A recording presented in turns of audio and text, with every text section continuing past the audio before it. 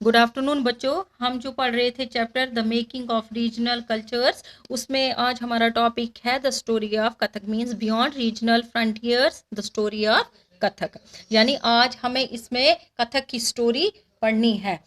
तो इसमें बताया है कि जितने भी हमारी मतलब वीर परंपराएं हैं उसमें डिफरेंट रीजन्स में डिफरेंट फॉर्म्स का दिखाया जाता था। तो इसमें सबसे मेन बात आती है कि जो कथक की स्टोरी है, यानी कथक एक डांस है, उसके हिस्ट्री बताई जा रही है कि ये बहुत सारे पार्ट्स नॉर्थ इंडिया में ये कथक किया जाता है। तो ये जो कथक है, कथक को कथा कहा जाता है, यानी कि इसका मतलब है संस्कृत, और कथा को संस्कृत में कहते हैं। और इसी तरह से बहुत सारी ऐसी लैंग्वेज हैं जिसका मतलब है कथक, मतलब कथक का मतलब होता है स्टोरी, कहानी। ये कथक जो है ये इसमें स्टोरी के थ्रू नॉर्थन इंडिया के टेम्पल्स में बताया जाता था।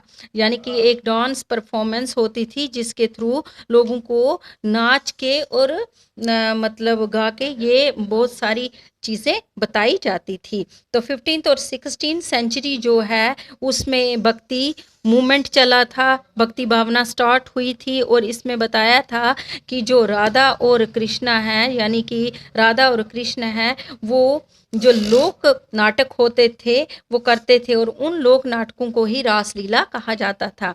तो इसी तरह से जो लोक डांस हैं और इनकी जो बेसिक मतलब गेस्चर्स, मतलब इनके कुछ इशारे जो हैं वो कथक स्टोरी के बारे में ही बताते हैं। तो इसी तरह जो मुगल एम्पर्स थे उनके जो नेक कथाएं होती थी वो दरबार में बताई जाते थे, और आज प्रेजेंट फीचर्स में ये दिन ब दिन डेवलप होता गया और इसने एक डांस की शक्ल ले ली। तो इसी तरह से दो ट्रेडिशंस होते थे जिनको घरानाज बताया जाता था। एक कोट राजस्थान के जयपुर में किया जाता था और दूसरा लखनऊ में किया जाता था। तो उस समय जो था वाजिद अली शाह उसकी पैट्रोनेज में, और नवाब ऑफ अवध जो था उन्होंने इस आर्ट को परफॉर्मेंस दी, इस आर्ट को बनाने में मदद की। तो 19th सेंचुरी जो थी इसमें डांस ना कि दो ही रीजन में हुआ करता था, बल्कि इसमें बहुत सारे और भी प्रेजेंट डे में आज के समय में बहुत सारे रीजन्स और भी जुड़ गए हैं। जैसे इसमें पंजाब है, हरियाणा, जम्मू कश्मीर, बिहार, मध्य प्रदेश, तो ये बहुत सारे इसके सारे रीजन्स जुड़ गए हैं।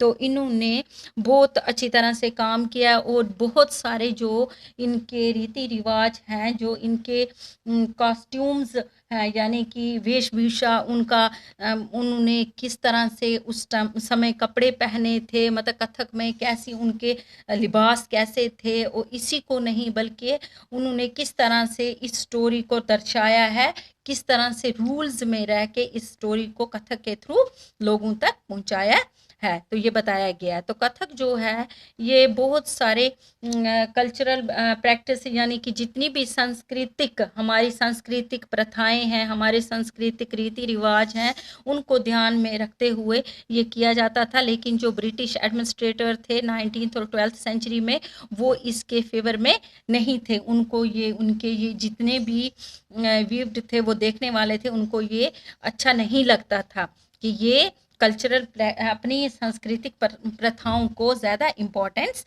दें। तो ये जो परफॉर्म करते थे इसमें से 6 क्लासिकल फॉर्म्स थे, यानी कि इनके कितने क्लासिकल फॉर्म्स डांस जो थे वो 6 थे। यानी कि आज़ादी के बाद इन्होंने 6 क्लासिकल फॉर्म्स में डांस किया है।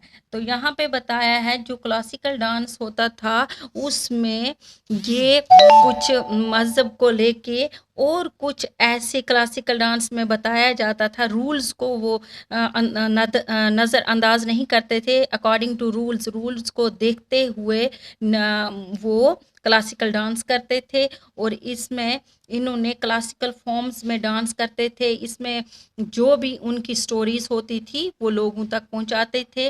तो दूसरे किस्म के जो डांसेस थे वो आजकल दिखाए जा रहे हैं। जैसे कल क्लासिकल डांसेस आज हैं भरतनाट्यम जो कि तमिलनाडु में होता है। फिर दूसरा आता है कथकली, ये केरला में होता है, ये भी क्लासिकल डांस माना गया है।